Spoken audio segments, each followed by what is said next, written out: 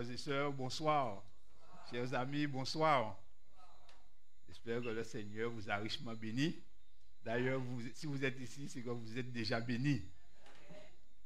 Parce que écouter la parole de Dieu, c'est une bénédiction. Alors, hier soir, nous avons vu un sujet. Il est temps de prendre un nouveau départ. Et je pense que comme Zachée, beaucoup ont ouvert la porte pour que Jésus puisse souper avec eux. Est-ce que vous avez vu le Seigneur dans la maison aujourd'hui? Je n'ai pas compris la réponse. Le Seigneur est là, il est là. Hein?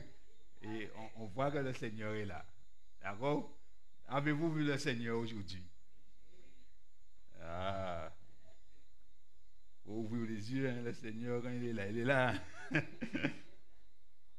Dès qu'il est là, il n'y a pas moyen de ne pas voir qu'il est là. D'accord? Alors, nous avons ouvert la porte pour que Jésus puisse venir. Et bien, ce soir, il est temps de vider le sac. C'est ça notre sujet de ce soir. Alors, savez-vous ce que c'est qu'une revue de partage? Je ne m'attends pas à ce que les sœurs puissent connaître ça. Tous ceux qui sont passés par le service militaire savent ce que c'est que la revue de partage. Lorsque vous entrez au service militaire, on vous donne tout ce qui est nécessaire pour faire votre service.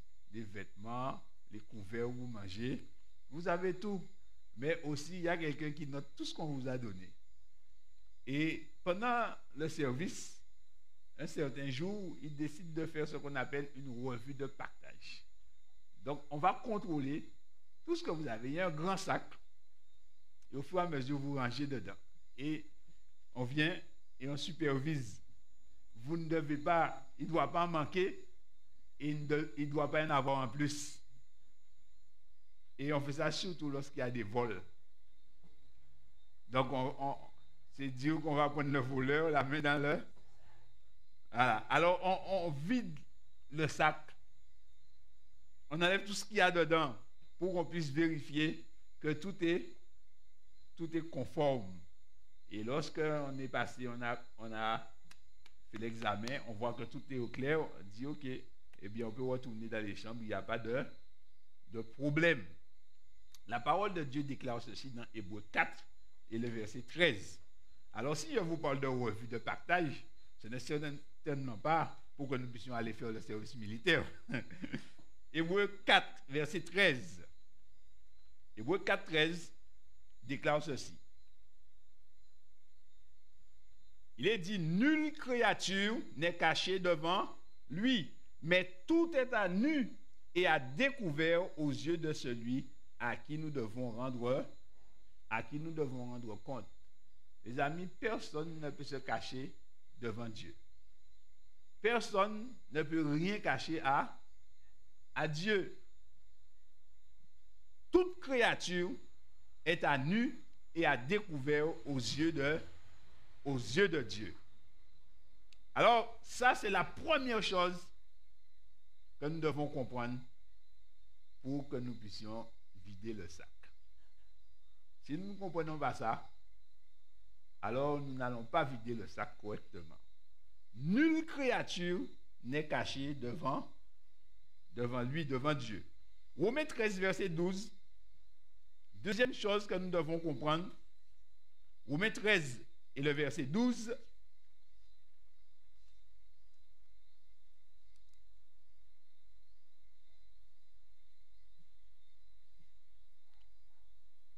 Il est dit, la nuit est avancée, le jour approche. Dépouillons-nous donc des œuvres des ténèbres et revêtons les armes de la lumière. La nuit est avancée, il est -5. Il est -5 au cadran de l'horloge divine. C'est-à-dire que ce monde dans lequel nous sommes est en train de passer. Et un nouveau monde s'apprête à surgir. Ce monde dans lequel nous sommes est un monde éphémère. C'est un monde qui ne durera pas. Mais la parole de Dieu nous dit, la nuit est avancée et le jour approche. Mais puisque la nuit est avancée et que le jour approche, il nous est dit, dépouillons-nous donc des œuvres des ténèbres. Nous devons nous dépouiller des œuvres des ténèbres. Éphésiens chapitre 5 et le verset 16 nous parle encore. Éphésiens 5, verset 16. Alors, on peut lire verset 15 et 16. Il est dit, prenez donc garde de vous conduire avec circonspection, non comme des insensés, mais comme des sages. Il dit, prenez donc garde de vous conduire avec circonspection, une grande prudence, non pas comme des gens qui ne raisonnent pas, mais comme des gens sages. Et où est-ce qu'il vient venir? Il dit, rachetez le temps, car les jours sont mauvais. Alors, dans l'assemblée là, est-ce qu'il y a quelqu'un qui ne voit pas que les jours sont mauvais? Est-ce qu'il y a quelqu'un qui voit que tout est... et que les jours, avant c'est les beaux jours même. C'est comme si c'était les 30 glorieuses. Vous savez qu'il y a une période, la France a eu 30 ans de prospérité, on a dépensé de l'argent, on a mangé de l'argent, on s'est baigné dans de l'argent. Et on a pensé que ça ne finirait jamais. On appelle ça les 30 glorieuses. Et après 30 années, crise du pétrole, ça a plongé. Et jusqu'à maintenant, on est en train de ramer. Et c'est pourquoi que vos impôts augmentent sans cesse. Parce qu'il n'y a plus d'argent, ils ont mangé l'argent. Alors, il dit, les jours sont mauvais et rachetez le temps. C'est pourquoi notre série s'intitule « Il est moins 5 ». Il est temps de racheter le temps parce que les jours sont mauvais. Il est temps de se dépouiller des œuvres des ténèbres parce que la nuit est avancée et que le jour est proche. Alors, pourquoi nous devons prendre conscience de ces deux choses-là? Que le temps est mauvais, que la nuit est avancée, mais que Dieu voit tout ce que nous faisons et que nous ne sommes pas cachés devant Dieu. Alors, en venant à Jésus et en l'invitant à prendre place dans notre maison, c'est-à-dire dans notre cœur, nous recevons de lui, par l'action du Saint-Esprit, le don de la repentance, ce que nous avons vu hier soir. La réception de ce don, comme nous l'avons vu, produit en nous immédiatement un changement de disposition. Nous prenons notre péché en dégoût et désirons une seule chose, vivre pour celui qui mourut pour nous. Mais que faire alors des péchés déjà commis, de la loi de Dieu déjà transgressée par notre vie coupable? Alors que faire? Et c'est là que la parole de Dieu nous montre le chemin. Proverbe 28, verset 13. Et là, Proverbe 28 et le verset 13.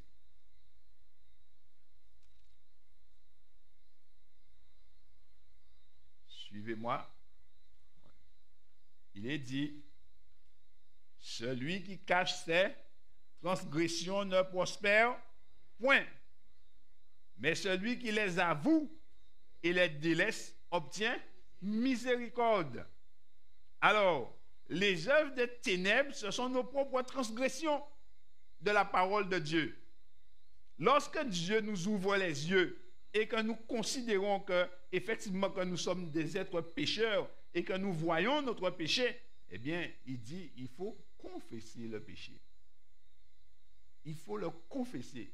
Et il ne faut pas seulement le confesser, mais il faut aussi le... Celui qui cache ses transgressions ne prospère point. Mais celui qui les avoue et les délaisse obtient miséricorde.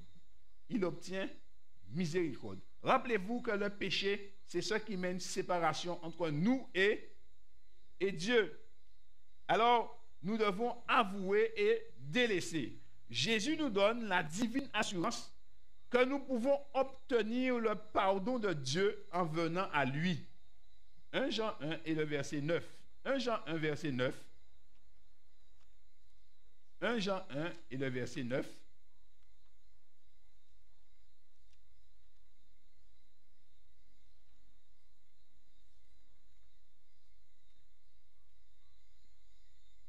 Jésus déclare ceci par la plume de l'apôtre Jean. Il dit, si nous confessons nos péchés, il est fidèle et juste pour nous les pardonner et pour nous purifier de toute iniquité. Donc, il dit, si nous confessons, parce qu'il faut confesser, mais si nous ne confessons pas, il ne peut rien faire, puisque nous avons gardé nos affaires. Il dit, il est fidèle cependant et juste pour nous les pardonner. Et non seulement il nous pardonne, mais il nous purifie de toute iniquité. Rappelez-vous ce que nous avons étudié, chers amis. L'iniquité s'est trouvée premièrement en qui? En Satan. Il dit, tu étais parfait en beauté jusqu'au jour où l'iniquité a été trouvée chez toi. Matthieu 7, verset 21. Ceux qui me diront, Seigneur, Seigneur, n'avons-nous pas prophétisé? N'avons-nous pas chassé des démons? N'avons-nous pas fait beaucoup de miracles en ton nom? Jésus leur dira ouvertement, retirez-vous de moi, je ne vous ai jamais connu, vous qui commettez l'iniquité. Les œuvres des ténèbres étaient en eux, alors qu'ils professaient le nom de Jésus-Christ. Les ténèbres sont restées en eux. Et Jésus ne reconnaît pas ces ténèbres. Et Jésus ne les reconnaît pas non plus. L'esprit qui se manifestait en eux, c'était l'esprit des ténèbres. L'iniquité ne doit pas se trouver dans les enfants de Dieu. Et alors Jésus dit, lui, il nous purifie de toute iniquité. Lorsque tu fais des arts martiaux, ou bien que tu rentres dans ce domaine, eh bien, tu peux t'entraîner et tu peux devenir très calme. Et tu seras tellement calme qu'il sera difficile que l'on arrive à bout de ta patience. Mais si on persiste, on y arrivera. Mais si Christ enlève la colère en toi, on n'arrivera jamais à bout de ta patience. Parce que c'est un don divin. C'est un don du Saint-Esprit. Les martyrs qui chantaient dans le feu, on n'est pas arrivé à bout de leur patience. Parce que c'était un don de Dieu. Et c'est ça toute la différence. Ce que Jésus fait, ce n'est pas un entraînement qu'il nous donne, mais c'est une transformation qu'il fait en nous. Et alors, il dit, il va nous purifier. Confesser, chers amis, c'est déclarer de sa bouche, c'est dire ce que l'on a fait. La véritable confession est toujours précise et avoue des péchés déterminés. On ne vient pas devant le Seigneur pour dire, Seigneur, pardonne-moi de mes péchés, s'il te plaît. Ou bien, j'ai péché. Tu as péché, tu as fait quoi? Tu as fait quoi? Qu'est-ce que le Seigneur te pardonne? La véritable confession est toujours précise et avoue des péchés déterminés. Lévitique 5, verset 5. Lévitique 5 et le verset 5.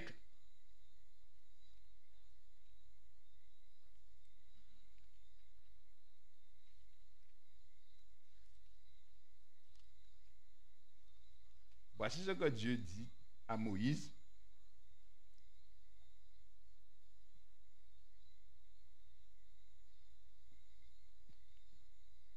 Celui donc qui se rendra coupable de l'une de ces choses fera l'aveu de son péché. Donc, si tu te rends coupable d'une des choses mentionnées dans la loi, tu vas faire l'aveu de ton péché. C'est-à-dire, tu viendras et tu diras, voici ce que j'ai fait. Voici, j'ai transgressé le 4e commandement. Seigneur, tu as dit de venir au sabbat et moi j'ai été le dimanche. Je te demande pardon. Là, c'est clair, c'est net, c'est propre. C'est ce que tu as fait. Peut-être que tu diras que ce n'est pas un péché, mais Jésus dit c'est un péché. Alors, entre toi et Jésus, qui a raison? Est-ce que Jésus dit toujours la vérité et c'est pour nous sauver? Donc, nous disons à Dieu, voilà ce que j'ai fait. Certains péchés sont d'une nature délicate et ne peuvent être confessés qu'à Dieu seul.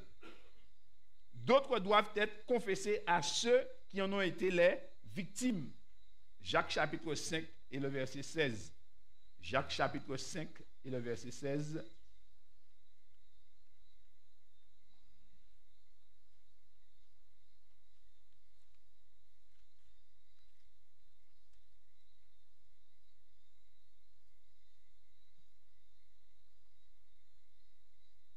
Il dit, confessez donc vos péchés les uns aux autres et priez les uns pour les autres afin que vous soyez guéris. Confessez donc vos péchés les uns aux autres. Si nous avons offensé quelqu'un, eh bien notre devoir, c'est, si nous avons fait quelque chose à quelqu'un, notre devoir, c'est d'aller voir la personne. Si nous avons péché contre quelqu'un, nous devons aller voir cette personne et régler la situation avec la pensée de se réconcilier et de prier ensemble. Alors, d'autres sont des fautes publiques et exigent une confession publique. Les amis, il y a des gens qui font des choses et puis ils ne font pas ce qu'il faut. Et ils passent et disent à la personne bonjour. Après 3 mois, bonjour. Et dès que tu dis bonjour, elle dit eh bien, nous allons bien. Mais ce n'est pas ce que Christ dit. Ce n'est pas ce que Christ dit. Christ dit il faut régler le problème, il faut aller. Il faut aller. Les amis, quand quelqu'un veut accepter Jésus dans sa vie, il faut qu'il fasse le nettoyage. Il faut qu'il fasse le nettoyage. Si tu as offensé quelqu'un, tu dois faire le pas. Si tu as commis des fautes publiques, eh bien, il doit y avoir une confession publique. Je prends un exemple, je viens ici et je me mets à faire du désordre dans l'église. Je ne peux pas aller demander à la sœur pardon, excuse-moi, j'ai fait du désordre. Non, je dois demander pardon à tous les gens qui étaient là. Confession publique, parce que c'était un acte public. Tout le monde a vu ça. Donc, tout le monde est au courant. Donc, je dois demander pardon. Vous savez, le créole guadeloupéen, on dit, ah ouais, moi, ils ne font pas tailler en salé. Mais là, bien salé. Il faut retourner pour demander pardon. Il faut demander pardon pour tout le monde. Parce que nous avons salé en public et nous sommes dessalés en intimité. Non, là, salé en public, il faut dessaler en public.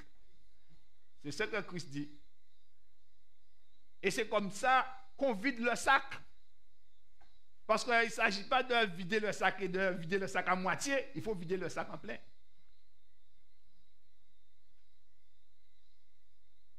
Quand Christ rentre dans la maison, Christ vient pour que la maison soit vidée en plein. Christ ne tolère pas qu'il y ait des œuvres de ténèbres dans la maison. Il ne tolère pas parce qu'il sait que si nous gardons quelque chose, ce que nous gardons, cela va nous détruire. Ce que nous gardons, cela va nous détruire. Toute confession doit être explicite.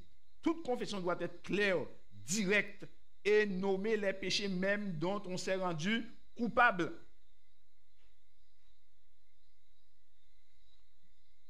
Si tu as détaché le cabri de ton voisin la nuit,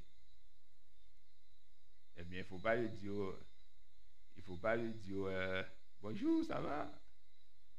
Tu avais le courage de le détacher la nuit, mais il faut aller lui dire la journée que c'est toi qui l'as détaché. Et avec la grâce de Dieu, il faut lui ramener un cabri, autant que faire se peut. Ou bien si tu l'as vendu, ramène au moins l'argent. Il n'aura pas le cabri, mais il aura l'argent. Les amis, c'est ça l'évangile. C'est ça l'évangile. Quand nous venons à Jésus-Christ, eh bien, nous devons vider le sac. Beaucoup de personnes ouvrent la porte à Jésus.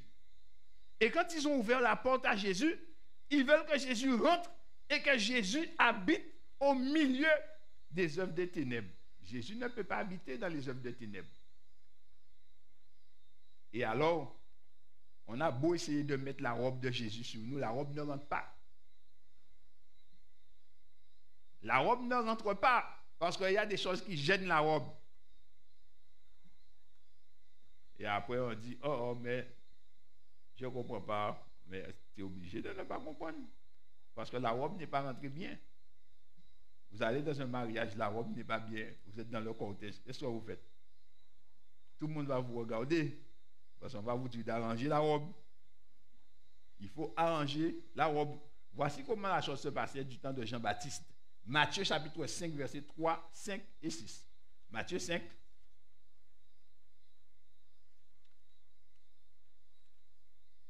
Ce que je suis en train de dire est d'une importance capitale. Hein? Ce que je suis en train de traiter ici est d'une importance capitale. Matthieu chapitre 3, versets 5 et 6. Matthieu 5. Non, c'est Matthieu 3, versets 5 et 6. C'est bien ça. Matthieu chapitre 3, versets 5 et 6. Il est dit, les habitants de Jérusalem, de toute la Judée et de tout le pays des environs du Jourdain se rendaient auprès de lui. Et confessant leurs péchés, ils se faisaient baptiser par lui dans le fleuve du Jourdain.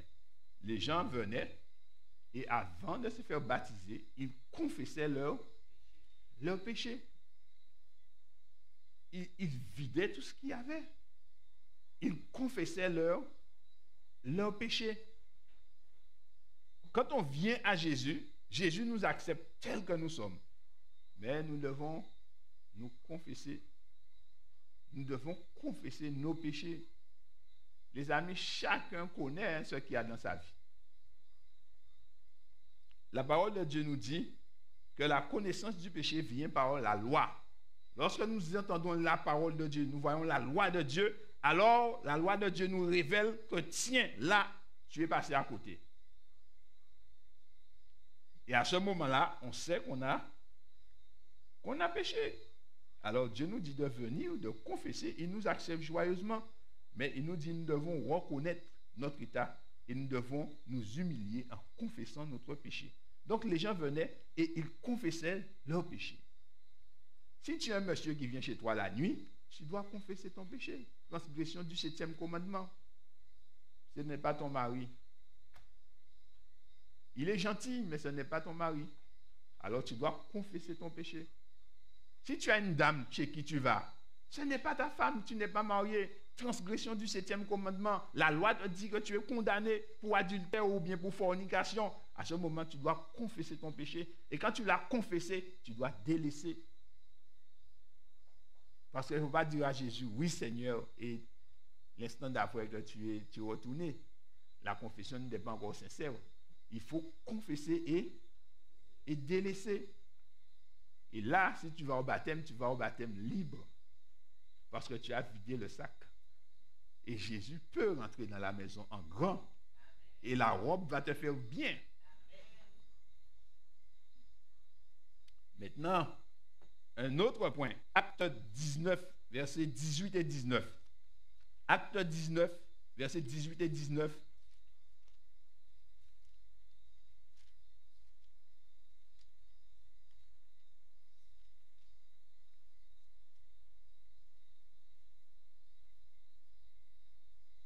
On va voir que c'est la même chose encore.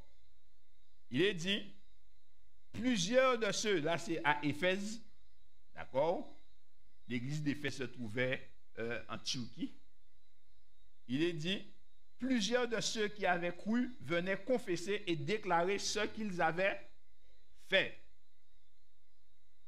Et un certain nombre de ceux qui avaient exercé les arts magiques, ayant apporté leurs livres, les brûlèrent devant tout le monde. On en estima la valeur à 50 000 pièces d'argent. Donc ça faisait de l'argent. Ils avaient exercé les arts magiques.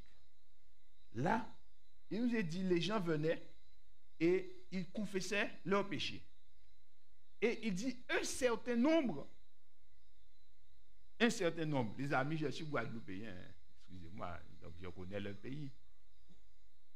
Si tu as une bague montée, si tu as une chevalière qu'on a travaillé pour toi, Si on enterre quelque chose dans ta maison, quand on fait la maison, on met de l'ambi au milieu et la mer, l'océan balaie. Qu'est-ce que l'océan balaie? Ce n'est pas Christ qui balaie pour toi. Toutes ces choses-là, ça. Si on y a un piquant à poisson à omer à casa, on croit renverser, sable noir, toutes ces bêtes-là, ça. Ce n'est pas Christ, c'est les œuvres des ténèbres. Donc quand tu invites Jésus à venir, tu dois te débarrasser de tout ça. Tu dois te débarrasser de tout ce qui appartient aux puissances des ténèbres. Parce que Christ ne rentrera pas dans une telle maison. Il faut vider le sac. Il faut le vider. Si tu as des livres de style 44 prières, tous ces livres-là, ça, ce ne sont pas des livres qui attirent Jésus. 44 prières, tu as des prières de Sainte-Croix, tu as des prières de Saint-Bouleverse pour bouleverser la maison de tel. Je les connais puisque je les avais. Je les avais. Lorsque la jeune fille ne vous aime pas, Sainte Anne va faire un tel mémé. Ils ont fait un 44 prières là. Mais toutes ces choses-là, ça, chers amis, ce sont les œuvres des ténèbres. Il nous faut nous débarrasser de ça. Il nous faut nous débarrasser de ça. Il nous faut nous confesser devant Dieu et nous débarrasser de cela. Tout ce qui a trait à ces choses, nous devons nous en débarrasser. Deutéronome 18, versets 10 à 14.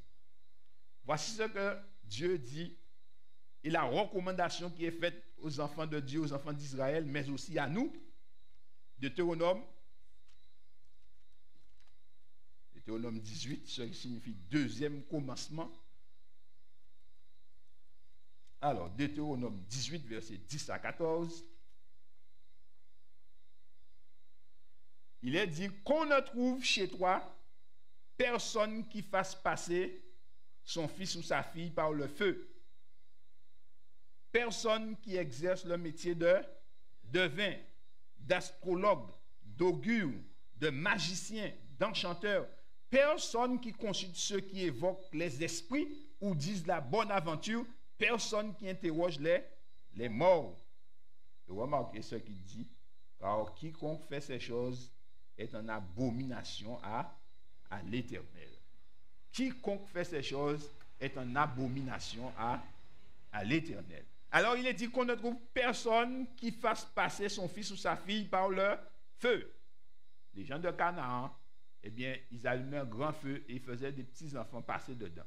Et si l'enfant traversait le feu, généralement il était défiguré parce que l'enfant était brûlé, mais il l'adorait comme un dieu. Mais sinon, les enfants, la plupart du temps, périssaient dans le feu. Les enfants n'arrivaient pas à traverser le feu. Et Dieu a interdit à son peuple de faire cela. Mais aujourd'hui, il y a des gens, pour des raisons, ils livrent leurs enfants parce qu'ils veulent avoir des biens. Dieu dit, tu es une abomination si tu fais cela. Et si jamais tu as fait cela, tu dois te confesser. Tu dois t'humilier devant Dieu. Il dit, personne qui exerce le métier de devin. Alors, les devins, les gens disent, bon Dieu baille un don. C'est Dieu qui baille un don. La Vierge baille un don, un saint là, pas les baille. Les amis, je connais, je suis du pays. Le saint, il est mort. Et la Bible dit que les morts n'ont aucun pouvoir. Donc, si le saint est mort et qu'il n'a pas de pouvoir, qui a donné ce don? Puisque Dieu dit, si tu fais ce métier, tu es une abomination. Donc, là où il démêle les affaires, en fait, où il mêlé, tu as été te mêler avec une puissance qui est contre Dieu. Si tu sais que ces gens pratiquent ces choses, eh bien, tu ne dois pas te mêler en eux. C'est ce que dit la parole de Dieu. Les magiciens, les enchanteurs, ceux qui invoquent les esprits ou qui disent la bonne aventure, les gens qui lisent dans les mains, les gens qui interrogent les morts, nécromancie. Dieu dit non, à toi Dieu l'interdit. Tu ne peux pas faire ça, sinon tu seras en abomination devant Dieu. Et si jamais tu as fréquenté ce milieu, tu dois te confesser et te débarrasser de tout ce qui vient de ce milieu. C'est ça, les amis. Le temps est mauvais. Parce qu'il y a une chose que beaucoup de personnes ignorent, c'est que Satan n'a pas d'amis. Il n'a pas d'amis. Lui-même, il ne s'aime pas lui-même. Ce n'est pas toi qu'il va aimer. Donc son intérêt, c'est de te perdre. Et pour te perdre, eh bien, qu'est-ce qu'il fait? Il faut qu'il t'entraîne dans des œuvres de ténèbres. Et quand tu seras bien dedans, eh bien là, il va te détruire à petit feu. Ésaïe 8, versets 19 à 20. Ésaïe 8, versets 19 à 20. La parole de Dieu déclare ceci. Si l'on vous dit, consultez ceux qui évoquent les morts et ceux qui prédisent l'avenir, qui poussent des sifflements et des soupirs, répondez, un peuple ne consultera-t-il pas son Dieu? S'adressera-t-il aux morts en faveur des vivants? Là, ce qu'il nous dit, c'est de ne pas aller chez les gars des affaires. Si nous avons été chez les gars des affaires, nous devons nous confesser. Si on te donne des baies, tu dois te confesser. De manière à ce que Dieu t'enlève sous ces influences-là, ça. Parce que ce sont des influences négatives. Dieu a besoin de nous laver, de nous purifier, de nous blanchir. Donc, quand nous venons à Jésus, nous devons confesser ces choses-là, ça. Nous devons confesser cela. De manière à ce que nous puissions être délivrés de cela. Délivrés de ces influences. Alors, de la même manière, chers amis, si tu sais que dans ta famille, il y a des gens qui font de la magie et que tes parents faisaient ça, eh bien, il faut demander à Dieu de leur pardonner et de te pardonner aussi et de te libérer de tout cela. Confession. Nous devons vider le sac. Quand tu t'es confessé, eh bien, tu dois éliminer tout ce qui est des ténèbres. 1 Corinthiens 6, verset 14, nous précise la position de Jésus. 1 Corinthiens 6 et le verset 14.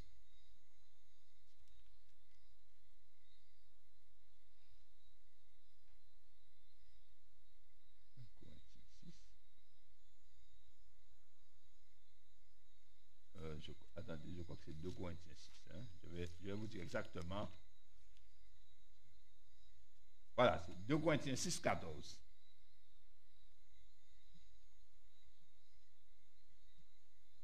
Il est dit ceci. Ne vous mettez pas avec les infidèles sous un joug étranger. D'accord? Il dit car quel rapport y a-t-il entre la justice et l'iniquité? Ou qu'y a-t-il de commun entre la lumière et les ténèbres? C'est soit c'est lumière, soit c'est ténèbres. Si c'est lumière, c'est lumière. Si c'est ténèbres, c'est ténèbres. Les deux ne cohabitent pas. Donc, chers amis, ce que Jésus nous dit, eh bien, effectivement, il est nécessaire pour nous de nous débarrasser de toute œuvre de ténèbres. Voici une œuvre de ténèbres par excellence. Matthieu chapitre 6, versets 14 et 15. Matthieu 6, versets 14 et 15.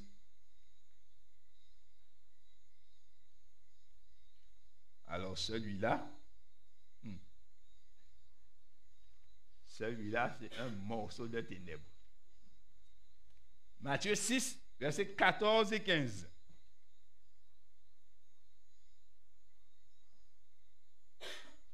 Jésus dit, si vous pardonnez aux hommes leurs offenses, votre Père céleste vous pardonnera aussi. Mais si vous ne pardonnez pas aux hommes, votre Père ne vous pardonnera pas non plus vos offenses. Alors là, ça c'est un morceau de ténèbres. Parce que les gens disent souvent, on va pardonner, on va oublier. C'est quoi ça? Si tu as pardonné, tu as pardonné. Il faut pardonner, c'est ce que dit Christ. Si tu ne pardonnes pas, Dieu ne te pardonne pas, tu ne peux pas être pardonné. Donc, nous devons pardonner aux hommes qui nous ont offensés, afin que le pardon de Dieu soit réalisé pour nous aussi. Quand nous venons à Jésus, non seulement que nous confessons, mais nous devons régler nos conflits. Matthieu chapitre 12, versets 23 et 24. Matthieu 12, versets 23 et 24.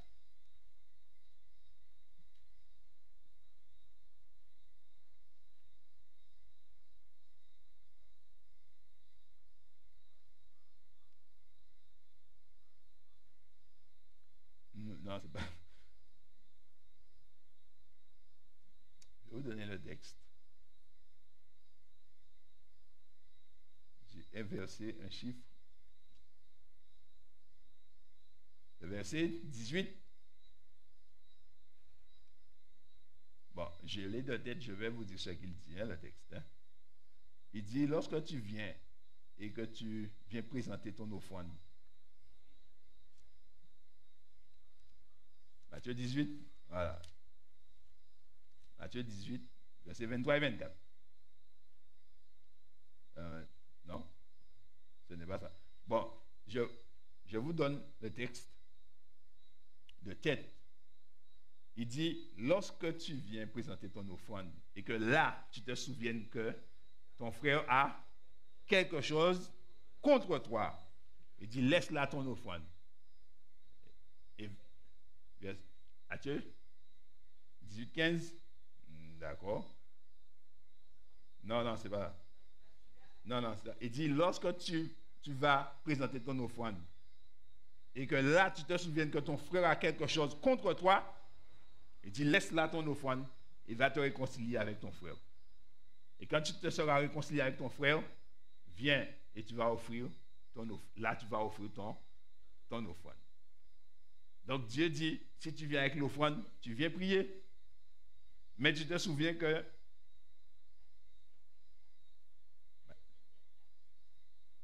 D'accord. Mais là, tu te souviens que effectivement, il y a un souci entre toi et ton frère. Voilà, c'est bien ça, merci. Il dit, si donc tu présentes ton offrande à l'autel et que là, tu te souviens que ton frère a quelque chose contre toi, laisse là ton offrande devant l'autel. Il va d'abord te réconcilier avec ton frère, puis viens présenter ton offrande. Et là, tu seras en harmonie avec Dieu. Lorsque l'on vient à Jésus, eh bien, on doit régler les conflits. Quelqu'un qui accepte Jésus dans sa vie, eh bien, il ne peut pas venir accepter Jésus et être en conflit avec des gens de son voisinage. Quel témoignage va-t-il apporter à ceux qui vont apprendre qu'il a accepté Jésus dans sa vie? Donc, il faut qu'il puisse aller régler son problème. Mais s'il y a 120 ans que tu ne vas pas chez le voisin, il faut trouver un moyen avec prière et aller près de ton voisin et régler la chose. Les amis, on ne vient pas à l'église pour se cacher en religion. On vient à l'église pour accepter Jésus-Christ. Mais Jésus-Christ, lui, ne fonctionne pas avec les ténèbres. Donc Jésus nous dit, eh bien, lorsque nous venons, nous devons venir tels que nous sommes. Mais nous devons aussi, par sa grâce, apprendre à marcher selon ce que lui, il nous dit. Parce que si nous venons et que nous voulons agir comme nous voulons, mais nous serons encore dans les ténèbres. 1 Jean 2, verset 9 et verset 11. 1 Jean 2, verset 9 et 11.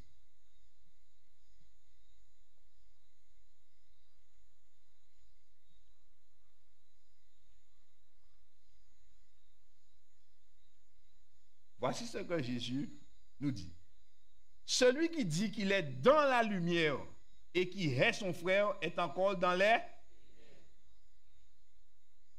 Si tu hais quelqu'un, si tu as une haine en toi, si tu as un ressentiment en toi, Jésus dit tu es encore dans les ténèbres.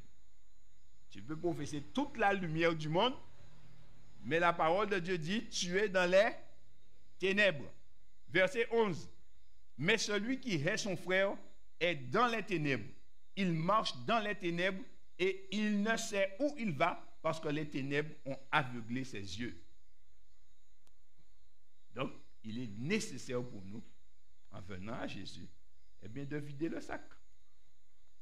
Il faut vider le sac. Quand tu viens à Jésus, tu ne peux pas garder ta haine. Si tu es à Jésus-Christ déjà, tu ne peux pas avoir de haine en toi.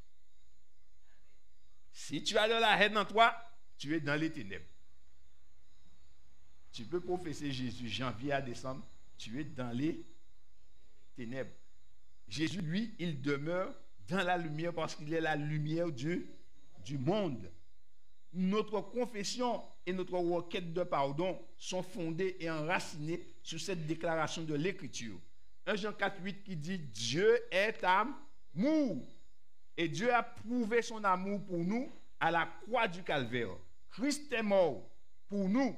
Et c'est ce que dit Romains, chapitre 5, versets 6 à 8. Il dit « Mais lorsque nous étions encore des pécheurs, Christ est mort pour nous. » Pourquoi Christ est mort pour nous? C'est pour nous donner le pardon et la repentance et le pardon pour pouvoir nous sauver.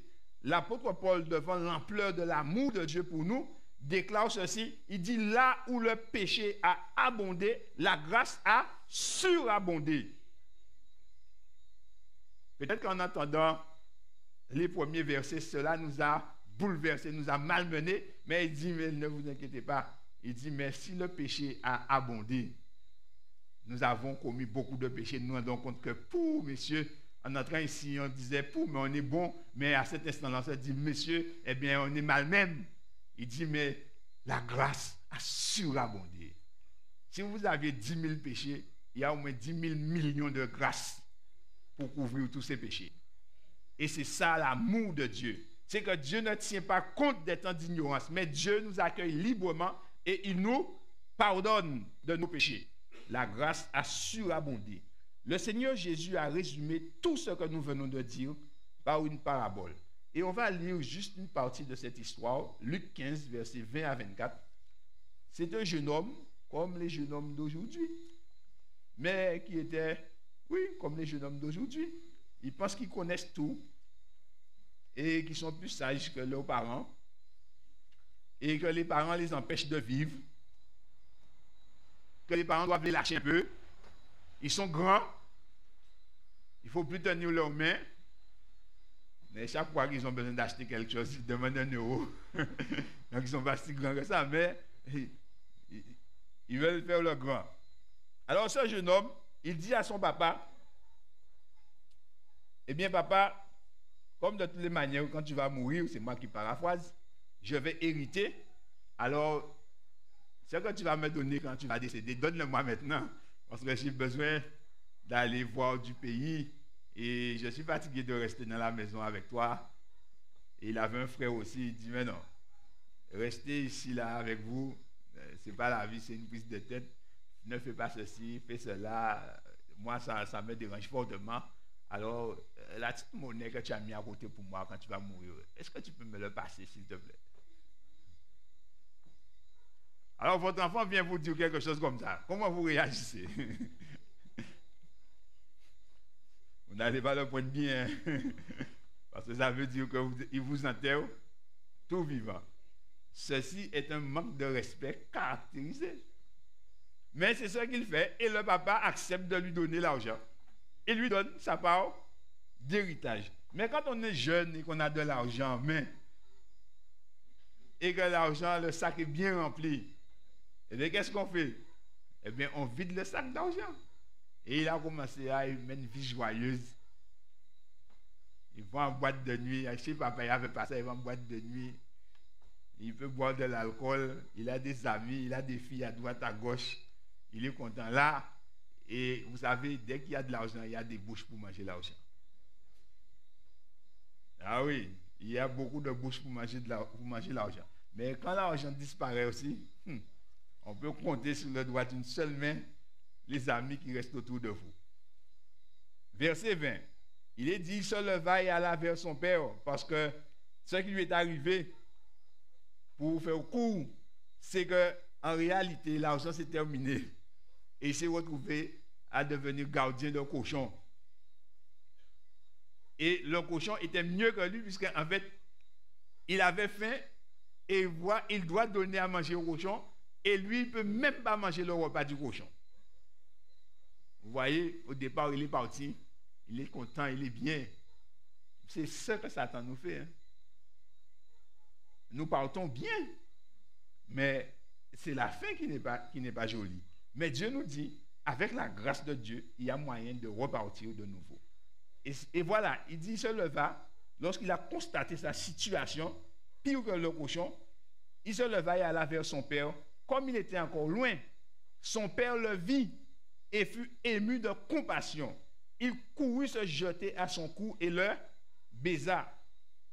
Et voilà la confession du fils. Le fils lui dit, mon père, j'ai péché contre le ciel et contre toi. Je ne suis plus digne d'être appelé ton fils. Là, il est dans la vérité. Vrai ou faux? Il a fait une confession. C'est ce qu'il a fait. Il a péché contre le ciel et il a péché contre son père. Et il dit, à cause de ça, je ne suis plus digne d'être ton fils. Alors il demande la place d'un serviteur pour gagner son pain. Mais le père dit à ses serviteurs, apportez vite la plus belle robe et l'en revêtez. Mettez-lui un anneau au doigt et des souliers aux pieds. Amenez le veau gras et tuez-le. Mangeons et réjouissons-nous. Car mon fils que voici était mort et il est revenu à la vie. Il était perdu et il est retrouvé. Et ils commencèrent à se réjouir. Remarquez que le père attendait le fils parce qu'il l'a vu de loin. Et alors, il n'a pas regardé qu'il sentait, parce qu'il sentait l'odeur des cochons. Hein? Parce que c'est ce qu'il faisait. Mais le père l'a tenu, il l'a embrassé, il était content de voir son fils. Et alors, il l'accueille. Et lui, il dit, je ne suis plus digne d'être appelé ton fils. Et c'est vrai ce qu'il dit, il est bien coupable. Mais la grâce de Dieu, l'amour de Dieu qui se manifeste, qu'est-ce que le père dit de mettre sur lui? Il dit, apportez vite la plus belle robe et l'en revêtez. Amen.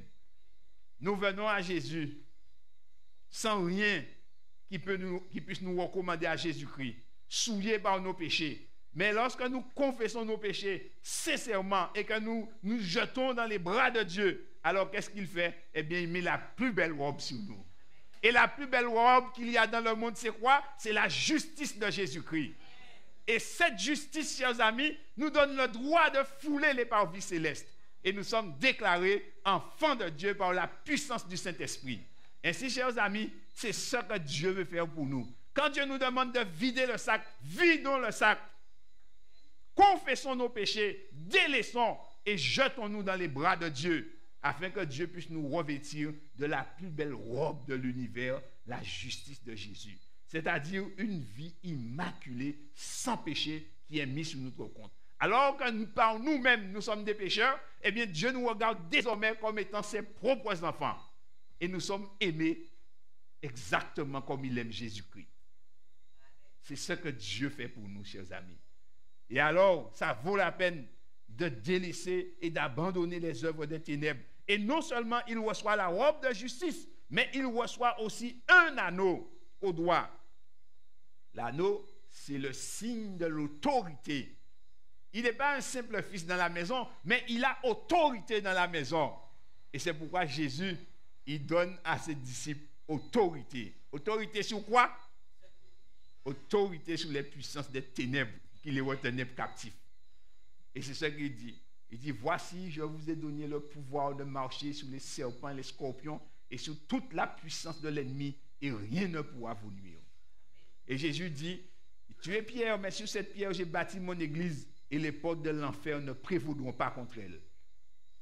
Lorsque nous devenons enfants de Dieu, non seulement nous recevons la robe, mais nous recevons aussi l'autorité de Jésus-Christ. Et ça, ce n'est pas rien, chers amis. C'est là la grâce de Dieu. Nous qui ne sommes absolument rien, chers amis, nous sommes élevés au rang de fils de Dieu. Et alors, on lui met aussi des souliers aux pieds. Et selon l'apôtre Paul, eh bien, les chaussures, c'est quoi? Il dit, c'est le zèle de l'évangile. Eh bien, Dieu nous donne un zèle pour témoigner pour lui, pour publier l'amour de Dieu. Et tout le monde voit que nous sommes devenus enfants de Dieu. On ne devient pas chrétien en cachette. Hein? Quand on est chrétien, on devient chrétien en grand. Parce que lorsque nous devenons chrétiens, il y a une grande fête dans le ciel. Les anges chantent. C'est la joie, chers amis. Et c'est pourquoi quand Jésus nous appelle à venir à lui, eh bien nous devons venir en grand. Parce que quand Christ est mort pour nous, Christ n'est pas mort en cachette. On l'a mis sur la croix, sur la colline, de sorte que tout le monde le voyait. Et quand on a mis Christ sur la colline, Christ n'avait pas de petits vêtements sur lui. On l'a mis tout nu. Mais il a dit, il nous aimait tellement qu'il a méprisé l'ignominie. Et il a pris la honte, notre honte. Et il a été sur la croix pour nous sauver. Qui nous aime plus que Jésus? Qui nous aime plus que Jésus? Personne ne peut nous aimer comme Christ. Parce que c'est lui qui nous a créés. Et alors nous étions en difficulté. Il est venu nous chercher. En venant à Jésus, nous avons l'assurance d'être accueillis à bras ouverts. Quelles que soient nos conditions physiques, spirituelles, sociales ou autres. En venant à Jésus, nous sommes sûrs de trouver le pardon et la paix. En venant à Jésus, nous devons tout prendre. Mais en venant, nous devons accepter de tout donner sans rien cacher, sans rien retenir. Le sac de notre vie doit être vidé entièrement. Et Christ lui-même se chargera de le remplir de sa présence. Matthieu 18, Jésus dit, venez à moi, vous tous qui êtes fatigués et chargés, et je vous donnerai du repos. Il dit, prenez mon joug sur vous, car mon joug est doux et mon fardeau est léger. Christ nous dit, venez et prenez mon joug sur vous. Les amis, Christ ne nous demande pas de renoncer à aucune bonne chose. Mais tout ce auquel Christ nous demande de renoncer, c'est pour notre bien. Parce qu'il sait que cela va nous détruire. C'est pourquoi Jésus, il frappe à notre porte et dit, voici, je suis à la porte et je frappe. Si quelqu'un entend ma voix et s'il ouvre la porte, eh bien j'entrerai chez lui, je souperai avec lui et lui avec moi. Ce soir, Jésus nous donne l'occasion d'ouvrir la porte de notre cœur. Est-ce qu'il y a quelqu'un qui voudrait dire à Jésus, Seigneur, entre dans ma vie? Est-ce qu'il y a quelqu'un qui voudrait dire cela? Amen. Amen. Les amis, Christ, il est tout prêt et il a fait le déplacement pour nous. Alors, ouvrons la porte de notre cœur. Et quand nous ouvrons la porte de notre cœur à Jésus, eh bien, nous devons laisser Jésus vivre sa vie en nous et le suivre jusqu'au bout. Lorsque Jésus entre dans notre vie, eh bien, notre vie, il prend un tournant à 190 degrés. Ce sera le sujet de demain soir. Un tournant à 190 degrés. Donc, nous serons là de manière à savoir comment Jésus va tourner notre vie. Que le Seigneur nous bénisse et qu'il nous aide à garder cette foi et cette confiance en Jésus-Christ. Que le Seigneur nous aide à vider le sac et à inviter Jésus à rentrer. Nous allons prier. Nous allons faire la première strophe du chantème et après, nous allons nous tenir debout et nous allons prier. Venez au Sauveur.